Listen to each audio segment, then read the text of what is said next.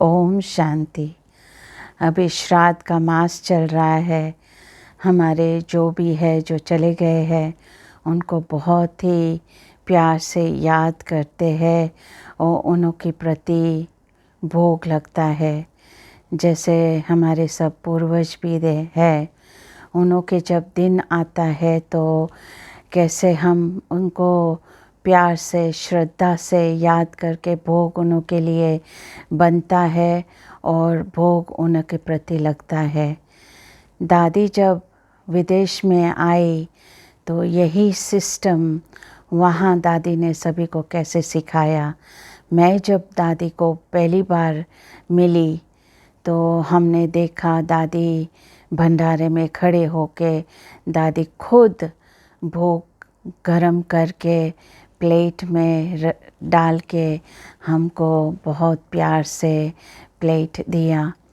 तो इसी रीति से दादी जब गुरुवार के दिन होता था तो उसके अगले दिन सारा भंडारा साफ़ करवाती थी, क्योंकि जब भोग बनता है तो बहुत शुद्धि से बनना चाहिए।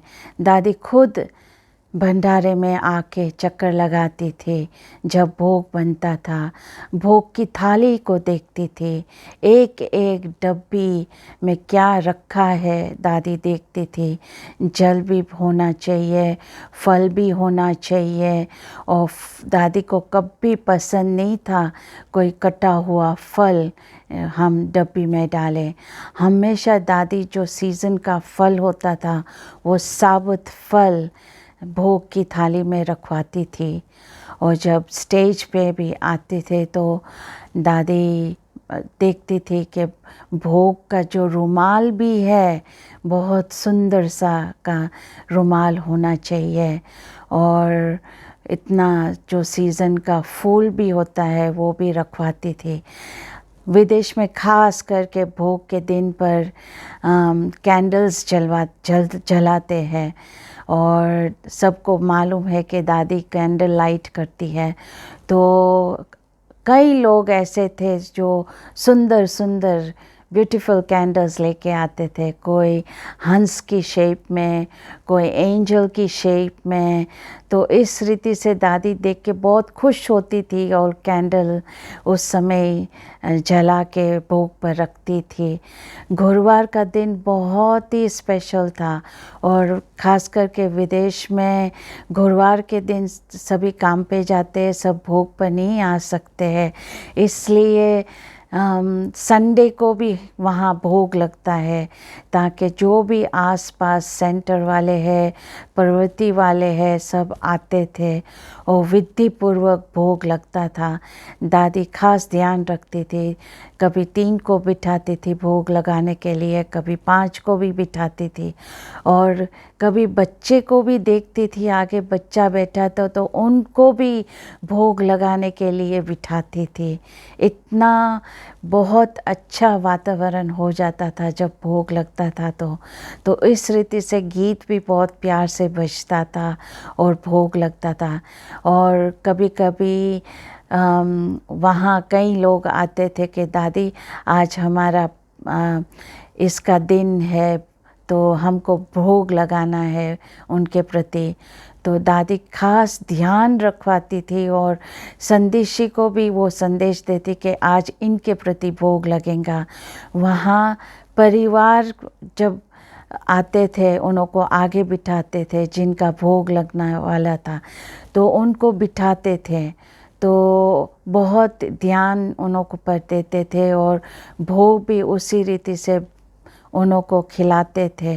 दादी ये भी ध्यान रखती थी, खास करके देखती थी कि सबको भोग की जो प्लेट मिलती है एक्यूरेट होनी चाहिए, ना कि किसी को कम मिले ना किसी को ज़्यादा मिले।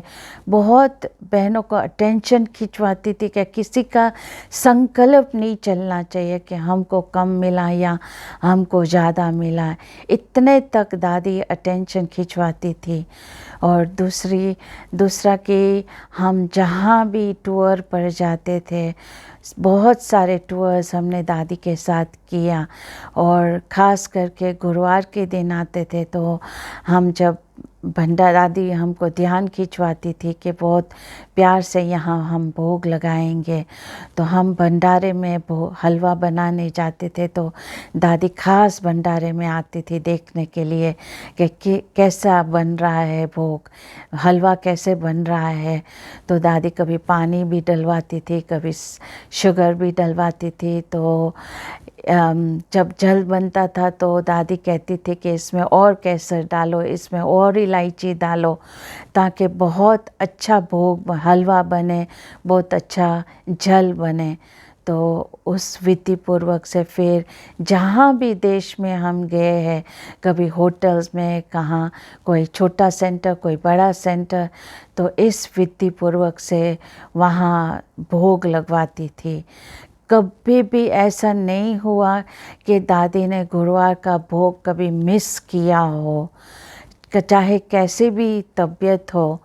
और फिर हम शांतिवन में भी दादी की देखती थी कि जब जल की लोटी आती थी, दादी खास चक्कर लगाती थी, निर्भय भाई के पास जाके उनको जल पिलाती थी, मुन्नी बहन को जल पिलाती थी, मोहिनी बहन को जल पिलाती थी, पर दादी को जल पिलाती थी, शांतामणि दादी को जल पिलाती थी। इस रीति से दादी बहुत प्यार से सब भावना से जल पिलाती थी। और यहाँ भी हमने बड़ों से बहुत सीखा, जैसे लच्छू दादी है, हमने उनको भी देखा और सीखा कि देखो तो कितना प्यार से भावना से भोग की थाली सजा रही है। मेक श्योर करती थी कि एक एक जो डब्बियाँ है अच्छी तरह उसको पॉलिश करती थी, एक एक डब्बी सुंदर दिखनी चाहिए, क्योंकि किसको भोग लग रहा है, भगवान को भोग लग रहा है। इस रीति से हमने मुन्नी बहन को भी देखा। अव्यक्त बाप दादा जब आते थे, कितनी बड़ी थाली होती थी, कितना मीठा की डब्बियाँ होती थी, नमकीन की डब्बियाँ होती थी, जल होता था, कितना सुंदर सुंदर भोग के रुमाल का कलेक्शन उन्हों के पास होता था, क्योंकि बहुत प्यार से भगवान को भोग लगने वाला है। तो इस रीति से हमने बड़ों से भी बहुत इस रीति से देखा। बहुत ही दादी का उसके प्रति महत्व रहता था कि कोई भी चली गई हुई आत्मा हम उनको याद करें, बहुत प्यार से उनके लिए भोग बने, उनको भोग खिलाए। तो ये सब हमारे बहुत दादी ने हम बहनों को सिखाया कि किस रीति से भोग बनना चाहिए, किस रीति से भोग लगाना चाहिए और किस रीति से भोग खिलाना भी चाहिए। तो ये सब हमने दादी से बहुत सीखा और दादी से बहुत कुछ अनुभव किया। बहुत श्रद्धापूर्वक, बहुत प्यार से भोग लगाना दादी का बहुत इम्पोर्टेंस देती थी। तो आज भी हम दादी को बहुत ही याद करते हैं। दादी को बहुत जो मनपसंद दादी की जो चीज़ें थी, हम वो चीज़ें बनवा के भोग लगाते हैं और उसी भावना से हम दादी को भोग खिलाते भी हैं। तो बहुत ही भावना भरी इस भोग में जो हमने सीखा दादी से, तो बहुत ही हमको अच्छा लगा। ओम शांति।